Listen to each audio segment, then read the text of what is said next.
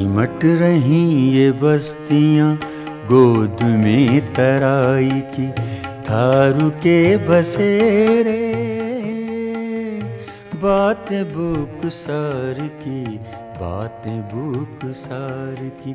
सिमटती बस्तियां, सिमटती बस्तियां, सिमटती बस्तियां, सिमटती बस्तियां, सिमटती बस्तियां, सिमटती बस्तियां।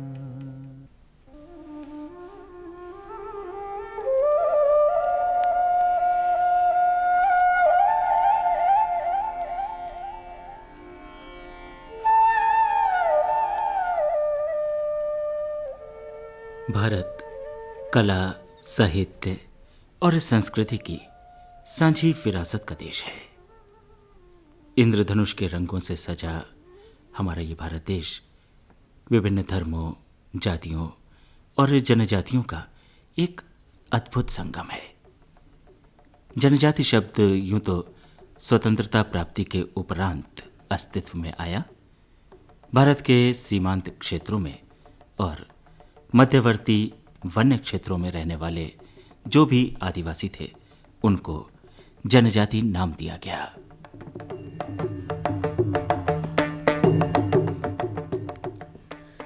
जनजातियों को कई प्रकार से परिभाषित किया जा सकता है।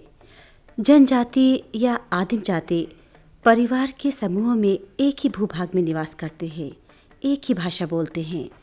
विवाह, व्यवसाय, इन तमाम मामलों में खास निषेधों को मानते हैं।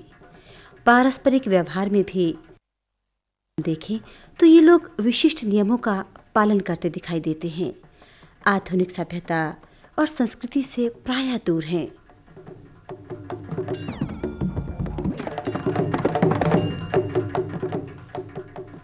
भारतवर्ष में असम सहित उत्तर पूर्वी राज्यों, मध्य प्रदेश, उत्तर प्रदेश, उत्तरांचल, उड़ीसा और तमिलनाडु, इन राज्यों में जनजातियां निवास करती हैं। आज़ादी के बाद 1967 में पहली बार 5 जनजातियों को अनुसूचित जनजाति घोषित किया गया था। थारू, बुक्सा, भोटिया, जौनसारी और राजी, 5 जनजातियां वर्तमान उत्तरांचल राज्य में निवास करती हैं। अगर हम खास तौर से थारू और बुक्सा जनजाति की बात करें तो ये दोनों अलग अलग जनजातियां हैं, लेकिन सामाजिक और सांस्कृतिक दृष्टि से कुछ एकरूपता है। ऐतिहासिक पृष्ठभूमि भी समानता की झलक देती है।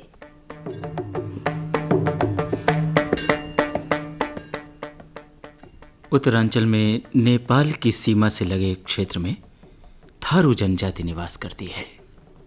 इनका विस्तार उत्तरांचल के नैनीताल और ऊधम सिंह नगर से लेकर गोरखपुर तक फैली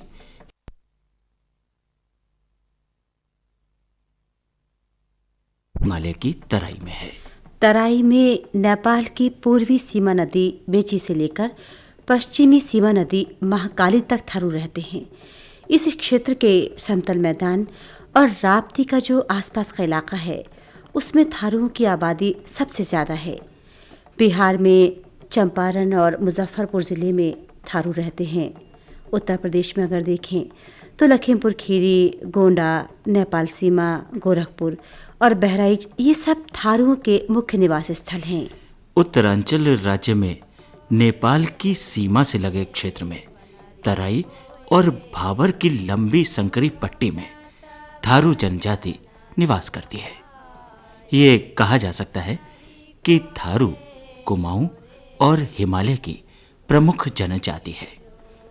ऊधम सिंह नगर जिले के किच्छा, खटीमा, रामपुरा, सितारगंज, नानकमत्ता और बनवसा आदि क्षेत्रों में ये जनजाति निवास करती है। दुलहु की अइया कादै जोलार दुल्हा कादै जोलानो अनरी को थारू जिस स्थान पर रहते थे उसे थरुआट कहा जाने लगा। और थारू शब्द की उत्पत्ति के संबंध में भी बहुत से मत हैं, जैसा कि इतिहासकार भी कहते हैं। थारू शब्द के कई अर्थ लगाए जाते हैं। कुछ थारू को दारू अर्थात मदिरा से मिलाते हैं। कुछ थारू को तराई क्षेत्र के निवासियों के रूप में मानते हैं। इसके अतिरिक्त थारू भाषा में दारू का अर्थ जंगल होता है, तो जंगलों में रहने के कारण ये दारू शब्द धीरे धीरे थारू बन गया। इसके अतिरिक्त इनका उद्भव राजपूताने से माना जाने के कारण थारू थार मरुस्थल के रहने वाले भी हो सकते हैं, लेकिन है कि थारू मूलतः तराई के क्षेत्र के नहीं थे। ये 400 वर्ष पूर्व इस क्षेत्र में अपनी रक्षा के उद्देश्य से आ बसे थे। जिस प्रकार थारुओं के रहने के स्थान को थरुआड़ कहा जाता है, बिल्कुल वैसे ही बुक्सा जनजाति का निवास स्थल बुक्साड़ के नाम से जाना जाता है। उत्तरांचल राज्य के नैनीताल, पौड़ी गढ़वाल और देहरादून में बुक्सा जनजाति के लोग छोटी छोटी ग्रामीण बस्तियों में बसे हैं। ये जो बुक्सा जनजाति के लोग हैं, इनकी कुल जनसंख्या का 70% भाग ऊधम सिंह नगर के बासपुर, गदरपुर और काशीपुर विकास खंडों में निवास करता है। इन इलाकों में शुरू में लगभग 400 गांवों में ये लोग आकर बसे थे, किंतु धीरे धीरे ये बस्तियां सिमटकर 1/3 रह गईं। 30 से अधिक गांव बुक्सा बाहुल्य गांव हैं। उत्तरांचल की तराई की ऊधम सिंह नगर की हरित पट्टी बुक्साड़ क्षेत्र समेटे है।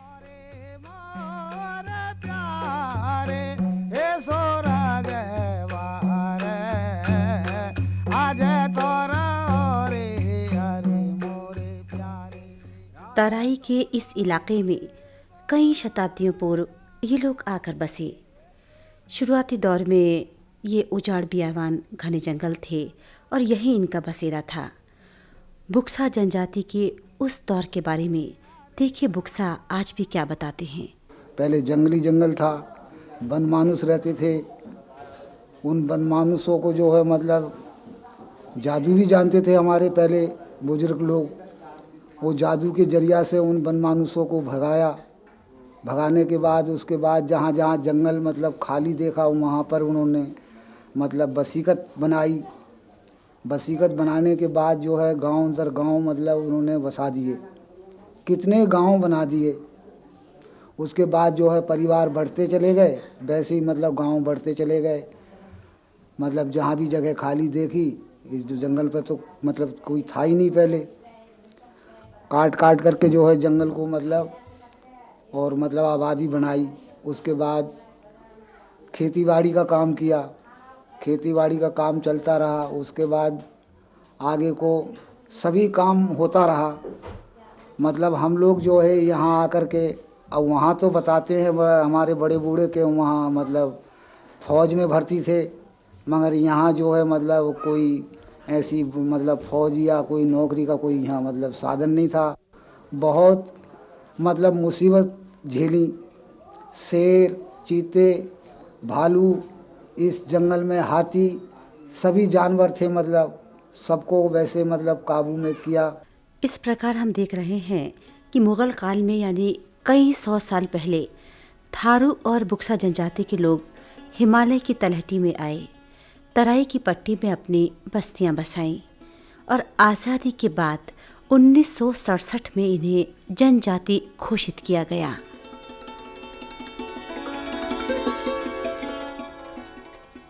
लेकिन आज़ादी से पहले इन लोगों का क्या अस्तित्व था? ये लोग कौन थे? तमाम सवाल और सबके अलग अलग जवाब। थारू और बुक्सा जनजाति के उद्भव और अस्तित्व के संबंध में अनेक धारणाएं प्रचलित हैं। ये खुद को राजपूत वंश का बताते हैं। एक मत के अनुसार प्राचीन काल में नानकमत्ता और किलचुरी के राजा के आक्रमणकारी सेनाओं से पराजित होने के बाद उनके परिवार की महिलाएं अपने सेवकों के साथ शत्रुओं से अपनी जान की रक्षा के लिए तराई के जंगलों में आ पहुंची और कालांतर में अपने सेवकों के साथ ही विवाह कर लिया। इस प्रकार इनसे दो प्रजातियां थारू और बुक्सा ये उत्पन्न हुई। थारू के उद्भव के संबंध में अनेक अनिश्चितताएं हैं। विद्वानों के मतानुसार थारुओं को अयोध्या निवासी माना जाता है। कहा जाता है कि इन्होंने भगवान राम की पत्नी सीता को जंगल में ढूंढने में सहायता की थी। यही कारण है कि ये अपने आप को राम का सच्चा उपासक और वंशज मानते हैं। लेकिन लखीमपुर खीरी के जो थारू हैं वो कुछ और ही मानते हैं। उनका मानना है कि राजा वेन ने अपने पुत्र ऋकेश्वर को जब अपने दरबार से निष्कासित कर दिया था, तब वो अपने पुरुष साथियों के साथ घर की तलाश में उत्तर दिशा की ओर निकल पड़ा। इस भ्रमण काल में जो भी स्त्री उसके मार्ग में आई, उसने उसका अपहरण कर लिया और उसे अपनी पत्नी बना लिया। वो इस तरह से तराई में आकर बस गए और बाद में थारू कहलाए। थारुओं के प्रादुर्भाव के संबंध में ऐसा भी कहा जाता है कि 9वीं शताब्दी में राजपूतों द्वारा मंगोलों को भगाया गया और मंगोलों ने तराई को अपनी सुरक्षित शरणस्थली के रूप में अपना लिया। स्थानीय महिलाओं से विवाह किया, जिनकी संतानें थारू कहलाईं।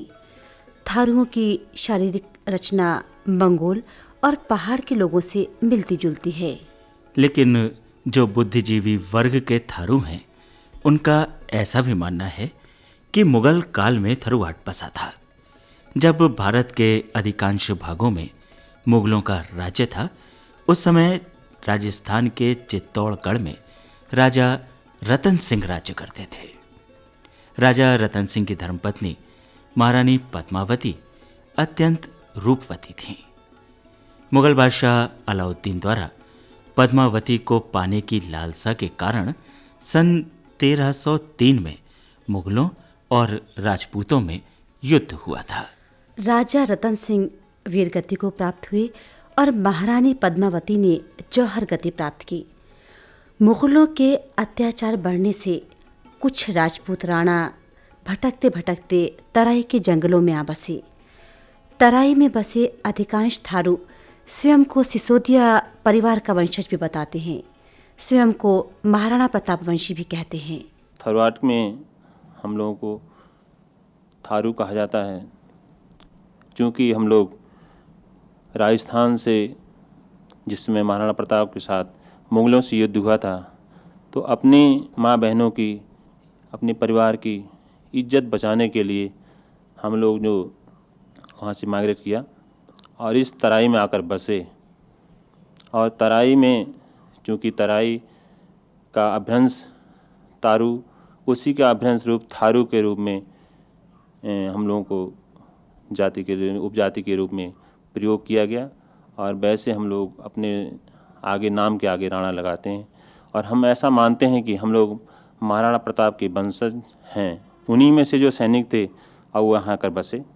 हम लोग जो वेशभूषा है, क्योंकि हमारी पूरी वेशभूषा वहाँ के राजस्थान के रहन सहन है पूरा मिलता है। पूर्व में ब्याह शादियाँ भी उसी तरह से हम लोग होती थी। और ये भी माना जाता है कि हम लोगों की जो देवी देवता हैं वो हिमाचल प्रदेश में से मिलते जुलते हैं। जो कामड़ा का मंदिर है, जो हम लोग नगरकोट देवी अपने घरों में पूजते हैं, वो देवी भी नगरकोट हिमाचल प्रदेश में है। ऐसा भी माना जाता है कि हिमाचल से हम लोग राजस्थान माइग्रेट किया और राजस्थान से फिर हम लोग तराई में माइग्रेशन किया। थारू की तरह बुक्सा भी स्वयं को राजपूत वंश का बताते हैं। बुक्साओं की उत्पत्ति के संबंध में भी अनेक धारणाएं प्रचलित हैं। एक किंवदंती के अनुसार ये धारा नगरी के राजपूत राजा उदयजीत की संतानें हैं, जो अपने भाई से झगड़कर धारा नगरी से शारदा के तट पर आकर बनबसा में रहने लगी। बाद में कुमाऊं के राजा ने इनकी वीरता से खुश होकर तराई का एक इलाका इन्हें दे दिया, जो बाद में बुक्साड़ के नाम से प्रसिद्ध हो गया।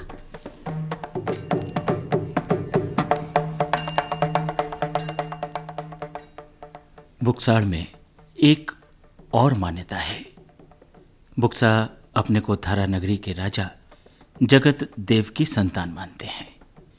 जब राजपूत राजाओं और मुगलों के मध्य लड़ाई चल रही थी, तब मुगलों से भयभीत राजाओं ने अपनी रानियों की सुरक्षा हेतु सेवकों के साथ उन्हें सुरक्षित जंगलों में भेज दिया। युद्ध में राजाओं की मृत्यु हो जाने पर रानियां वापस नहीं लौट पाईं और सेवकों के साथ ही तराई के जंगलों में रहने लगीं। बाद में इनकी संतानों को बुक्सा कहा गया। हम लोग बड़े बूढ़ियों से ये बात सुनते आ रहे हैं कि धारा नगरी से आए हुए हैं जो राजा जगतदेव थे, उनको जो भी कष्ट पड़ा या कुछ भी हुआ, लड़ाई हुई या कुछ भी हुआ, वहाँ पर जो वितरण हो गया, इस वजह से हमको उनसे भागना पड़ा। भागने के बाद में यहाँ आन के हम लोग बड़े बूढ़े कहते हैं कि कोई इंसान नहीं था, यहाँ पूरा वन ही था। वन में आन के हम बसे। उस जगह का भी नाम कहते हैं कि बन बसा, उसका नाम पड़ा बन बसा। उनसे थारू लोग भी आए और हमारे बुक्सा जाति जो कहलाए जा रहे हैं वो भी आए, लेकिन वहाँ से हमारा बंटवारा हुआ तो वे थारू लोग उधर को हुए, हम इधर को हुए, छांट हुआ। उसके बाद में कोई यहाँ दूसरा आदमी नहीं था। राजा जगतदेव धारा नगरी के राजा जगतदेव थे और उनके ही हम वंश के जाति थे और हम वहाँ से भाग करके यहाँ बुजुर्ग आए थे। आज भी थरुआट और बुक्साड़ के कुछ घरों में पुराने अस्त्र शस्त्र, कृपाण, पलीतेदार ठसुआ बंदूकें, ऐसी चीज़ें मिलती हैं जो प्रमाणित करती हैं कि ये लोग वीर जाति के वंशज थे। ये मूलतः वीर जाति के हैं क्योंकि इनकी सभ्यता देशज सभ्यता से भिन्न भी मिलती है। इतिहासकार भी मानते हैं कि थारू और बुक्सा दोनों ही जनजातियों के लोग किसी अन्यत्र स्थान से आकर तराई में बसे हैं। थारुओं के उद्भव के बारे में कई विचारधाराएं उपलब्ध हैं। कुछ उन्हें अयोध्या निवासी मानते हैं और ये मानते हैं कि सीता को खोजने में इन लोगों ने राम को सहयोग दिया था। आज राम की पूजा इनमें बहुतायत रूप से होती है, तो इस तथ्य की पुष्टि के लिए ये प्रमाण दिए जाते हैं। दूसरा विचारधारा जो है वह द्राविड़ों के वंशज इनको माना जाता है, लेकिन सर्वाधिक सत्य तथ्य यह है कि राजपूत पराजय के बाद मुगल काल में अकबर के समय हल्दी घाटी के युद्ध में पराजय के बाद राजपूत वंश की उच्च वर्ग की महिलाओं ने अपने दासों के साथ अपनी रक्षा के लिए राजपूताने से पलायन किया। ये राजपूत महिलाएं अपने सेवकों के साथ तराई में आ बसीं और आज भी इन थारुओं में स्त्री को सर्वश्रेष्ठ स्थान दिया जाता है और ये सिद्ध करता है कि राजपूत राजवंश की महिलाएं अपने दासों के साथ तराई के इन जंगलों में आकर बसी थीं और समय की प्राकृतिक आवश्यकता के कारण उन्होंने इन दासों से वैवाहिक संबंध स्थापित कर अपने वंश परंपरा को आगे बढ़ाया था। इस तरह थारू वर्ग का उद्भव राजपूताने से हुआ और इन तराई के जंगलों में उन्होंने अपने आप को सुरक्षित रूप से मुगलों से बचाकर रखा। उपलब्ध तथ्यों के आधार पर यह सिद्ध होता है कि थारू और बुक्सा दोनों जनजातियां राजस्थान के राजपूत वंश से ताल्लुक़ रखती हैं। मुगल काल में जब अनिश्चय की स्थिति थी, तब इस संक्रमण काल में निर्बल लोग ही नहीं वरन जो शक्तिशाली वीर राजपूत थे, उन्हें भी आत्मरक्षा के लिए हिमालय की तराई में शरण लेनी पड़ी। धर्म संकट में फंसे राज परिवारों को उस दौर में जंगलों में आना पड़ा। इतिहास के पन्नों से जुड़े इनके पूर्वज ऐसे लोग हैं जो काल के ग्रास हुए, अत्याचारों के शिकार भी हुए। उन्हीं के वंशज आज हिमालय की गोद में हैं। उत्तरांचल के तराई इलाके में बुक्साओं का बुक्साड़ है, थारुओं का थरुआट है। थारू और बुक्सा ये दोनों जनजातियां कई सदियों से पहले यहां आकर बसी और अपने उद्भव काल में ये लोग बीहड़ जंगलों में रहे। बाद में इन्होंने बस्तियां बसाई।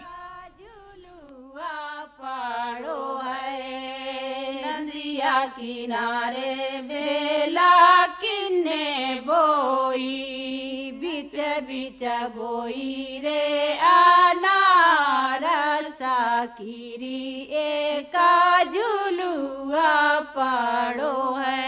काहे ना कोरी तेरो झुलुआ पाड़ो है, काहे ना कोरी तेरो झुलुआ पाड़ो है, काहे न लागी बा मैं डोरसा कीरी एका झुलुआ पाड़ो है।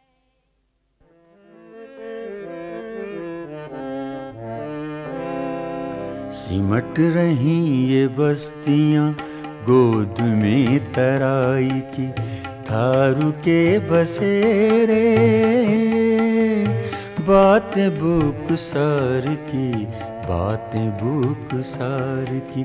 सिमटती बस्तियां, सिमटती बस्तियां, सिमटती बस्तियां, सिमटती बस्तियां, सिमटती बस्तियां, सिमटती बस्तियां।